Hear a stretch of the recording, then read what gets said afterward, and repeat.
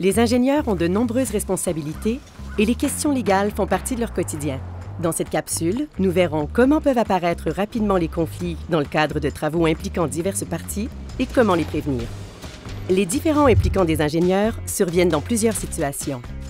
Lorsque des projets sont exécutés sans contrat ou mandat écrit en bonne et due forme, si les contrats sont imprécis, ambigus ou qu'il manque certaines clauses au contrat, lorsque les livrables ou les attentes du client ne sont pas claires.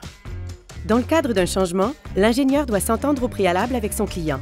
Ce dernier ne réalise pas toujours l'ampleur ni les impacts que des changements, même s'ils sont faits à sa demande, peuvent entraîner sur le cours des travaux, les échéanciers, ainsi que les coûts des matériaux et les honoraires supplémentaires. Pour éviter les différends, il est donc important de clarifier les changements, bien les communiquer et prévoir au contrat une clause détaillée concernant la surveillance des travaux. En cas de conflit, les tribunaux ne sont pas la seule solution.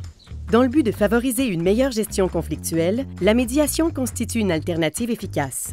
Et pour éviter qu'un conflit ne dégénère, il faut insérer au contrat une clause de règlement des différends.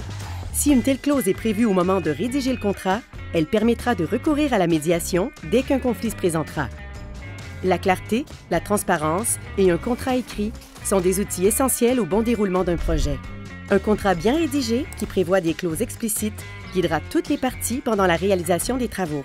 Et si toutefois un conflit survenait, une clause de règlement des différends qui prévoit la médiation permettra d'en atténuer les impacts sur les travaux et de ménager les relations avec les clients et les sous-traitants.